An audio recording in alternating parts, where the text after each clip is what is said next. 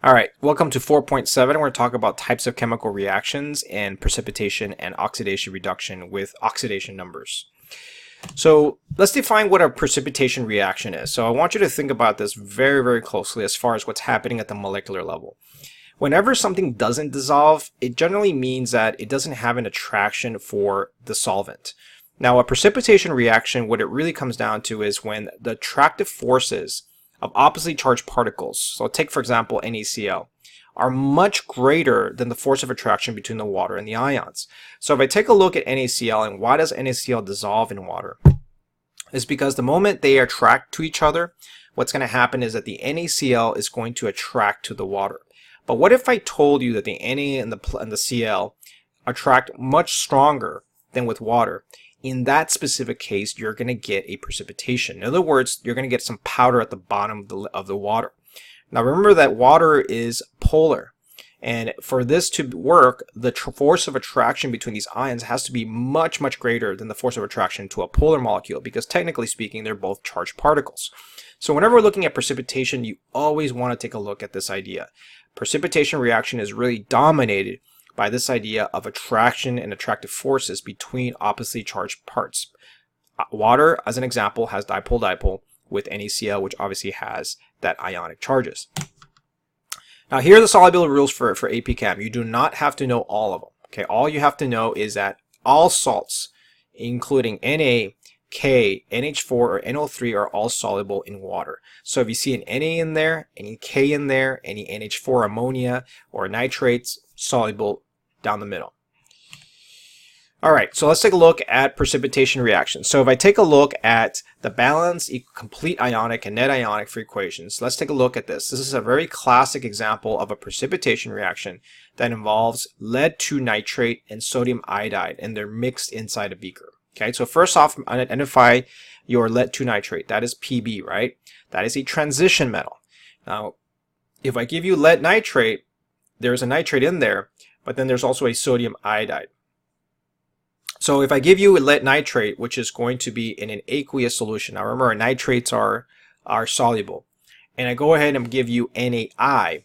NaI is soluble because Na is going to be in group 1. Now this is a double replacement reaction, so technically we should get a swap, right? Now if I go ahead and write this out, we're going to ask ourselves the question is what ions are being formed from Pb and NO3? Now, if I actually do the swap, I get PbI2 solid and NaNO3 aqueous. And so if I actually want to write it out and prove this, what I would do is to balance it out, I would actually have to put 2 Nas here to indicate the 2's and then 2 for the I's. Now, your net ionic would actually involve just the lead, because lead in this case would not be the one that is going to dissolve. And so if I take a look at PbI2, we know that we end up with PbI2. But on the left-hand side, you can kind of see that PbNO3 splits.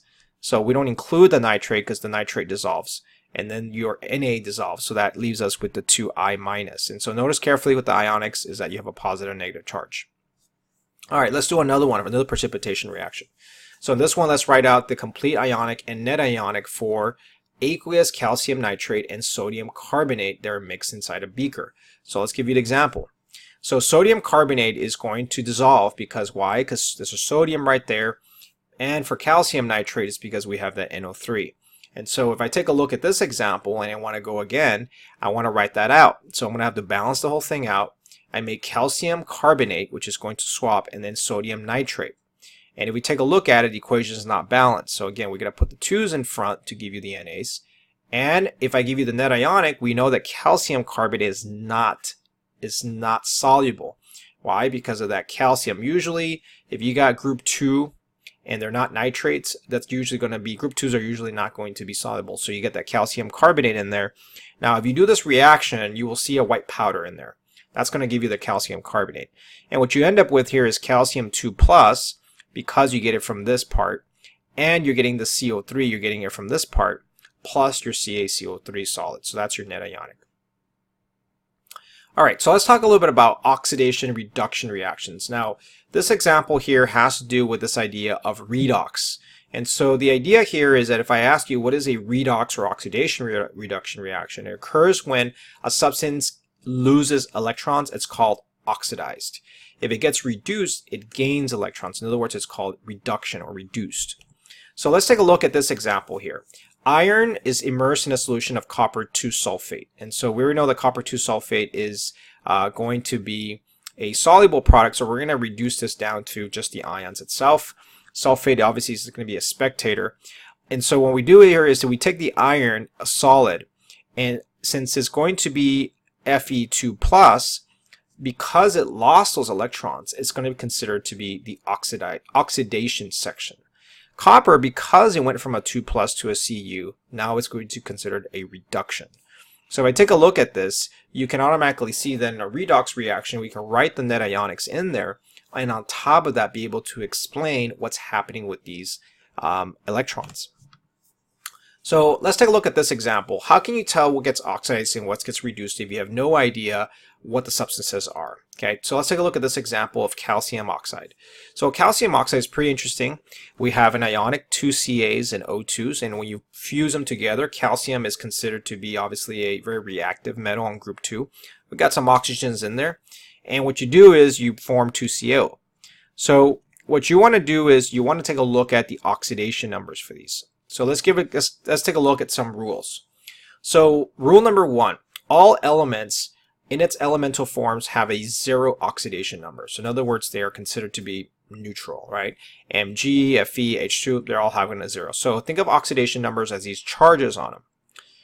Rule number 2, if I have a monoatomic ion, in other words, an ion that has dissolved inside a solution, we're going to use the charge as its oxidation. So in other words, Mg is in group 2, we're going to use that as +2, Cl is -1. So basically understand that part. Rule number 3 is the oxidation number for oxygen in a molecular compound is -2. So we know that because oxygen is in group 16, it has a -2 charge. So if I take a look at this example, we know that the oxidation number here is a -2 because if you try to balance it out, you get +2 for hydrogen, that equals to 0. In this specific case, carbon we know is a +4, but then you also have a -2. Now the only exception to this, and make sure to write this down, has to do with peroxides or ON. Anything that has like a nitrogen in it or H2O2 in it, that's in that specific case, you have something where oxygen becomes a -1. So a peroxide is basically something like where you have hydrogen peroxide, like an O2s or something like that. Okay, now hydrogen is usually going to be a positive one when it's bonded to a nonmetal, but it can also be a -1 when it's bonded to a metal. So hydrogen usually doesn't, we normally don't see hydrogen with a positive charge. We usually see it as like an HCO. But let's assume, for example, it's with a carbon. Then you're going to get a charge where it's going to be a -1. All right, for all other covalent compounds that do not contain hydrogen or oxygen, the most electronegative element has an oxidation number equal to its charge. So for example, for fluorine, if it's a covalent compound that does not contain hydrogen and oxygen, like BF3, it's -1 and -1. So just be very careful with the hydrogens and then the oxygens. All right, once you sum them up, they should equal to 0. So for example, for water, if you have a 2+ and you have 2 of those, you get a +2 charge. For oxygen, you have a -2, that gives you a 0. Now in this specific case, for ClO3, you have a +5. So in this case, chlorine does not become a -1. It becomes, because oxygen always takes into account that's going to be a -2. So in this case, the oxidation for chlorine must be a +5. And so when you're taking a look at these, you always want to say, all right, I do have a ClO3 situation, but if I add them all up, you're going to end up with that charge. So just remember, the oxidation number does not equal charge unless they're a monatomic. All right, so let's take a look at the first example of finding the oxidation number for PCl5. So PCl5 is a classic example of one that you're going to get. And so the first thing you want to do is assign these charges. So first electronegative element is chlorine. And automatically we're going to use chlorine as our high electronegative element as a -1 charge. Because it has 5 of them, it's going to have a -5. Now, in order to balance this out, the only possibility is that phosphorus has to be a +5 charge. In that case, it's going to equal to 0. So phosphorus is kind of interesting because phosphorus is in group 15, right, or group 13, I believe. But if you take a look at the oxidation number charge, you always want to take a look at the one that is actually next to chlorine, next to the one that's being attached to cancel that out. All right, so how do we know what gets reduced and what gets oxidized? So if we take a look at this equation, the first thing you want to do is assign these oxidation numbers. So O2 gets a 0 charge because it's by itself. Same thing with calcium. Now if you take a look at calcium right here, because there's a positive 2 charge, negative 2 for oxygen, this actually has to be a positive 2. So because we're going from calcium to a positive 2 charge, the calcium gains, loses electrons because it has a positive 2, while oxygen gains minus 2 because now it's with that calcium. So the answer is always in the oxidation numbers. Alright, so let's see if you can do this. Go ahead and pause this video. And I want you to write this one down because I'll be checking for it later to see if you understand what this represents. So here's KClO3 plus 3HNO2 yields KCl and 3HNO3. So the question is which one gets oxidized and which one gets reduced. Alright, so the first thing we want to do is assign the oxidation numbers for each one. So here we go. So we know that oxygen has a minus 2 charge. We know that chlorine has a 5 and chlorine has a 1. If you multiply negative 2 times 3, that gives you negative 6. 5 gives you for the chlorines and then positive 1. Now we take a look at the next one for nitrogen. We also have the same idea. Now you can go ahead and ignore the 3 here for now. But what you do is you take a look at the charges individually. So on negative 2 gives you a negative 4, positive 3, and we already know the hydrogen has a positive 1. So that gives you a positive for nitrogen. KCl, it's a minus 1 and a K. We already know those. And then for the HNO3, it's going to be a negative 2, 5, and a positive 1. So that's a 6 and a 6. So now question is, chlorine was reduced. So we take a look at the chlorine. Chlorine went from positive 5 to that. And nitrogen was oxidized. Okay. Normally we don't talk about the hydrogens too much because those are the ones that didn't change. Alright, so here's an example of a half reaction. So we take a look at KClO3 and I ask you what's happening to the chlorine. Chlorine here has a positive 5, it's going to a minus 1. So now it gains 6 electrons, so it's getting reduced from that. Now here's another example of another half reaction, and we'll talk about those later on, but the nitrogens are a great example of that. Each of the nitrogens loses 2 electrons, and then its oxidation number changes from a positive 3. So in this case, we get those. Alright, so let's take a look at this example. Go ahead and pause the video and see if you guys can do this. This is a 2 PPS plus 3 O2 gives you 2 PbO and 2 SO2 for that. So the first thing we want to do is assign the charges. So negative 2, positive 2, we already know that sulfur is a minus 2 if you take a look at those together. O2, we already know that the charge is going to be 0 because it's a monoatomic ion. Then we take a look at minus 2 charge, again going for the oxygens first, figuring out what the lead is, which is positive 2. That's a minus 4 that gives sulfur a positive 4. So I'm always focusing on those oxygens as a strategy. So because of this, now we take a look at the charges. So oxygen, because it went from a 0 to a negative 2, it was reduced because it gained 2 electrons. And sulfur was oxidized because it went from a minus 2 to a positive 4. Now for combustion is a little bit trickier. For combustions, you're going to ask yourself the question is, what is actually doing? So all combustion reactions are redox. So you do get a loss of electrons and a gain of electrons. And the products are always going to be CO2 and water. O2 is always going to be required in each of the combustion reactions. So let's take a look at this example. Hydrogen is going to be a positive 1 charge, again following those same rules about hydrogens with carbons. Carbon is a minus 1 in this case, so obviously we're not following the regular oxidation charges. O is a 0 in this case because we find out that obviously it's monatomic.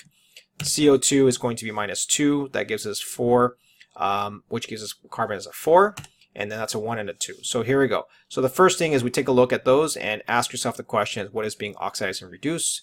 Oxygen is going from a 0 to a negative 2, and carbon is going from a negative 1 to a positive 4. So oxygen was reduced and carbon was oxidized. In other words, oxygen gained those 2 electrons. Alright guys, well, hopefully you enjoyed this. Make sure you practice your problems. We'll be checking for those tomorrow, next couple of days. So go ahead and check your work.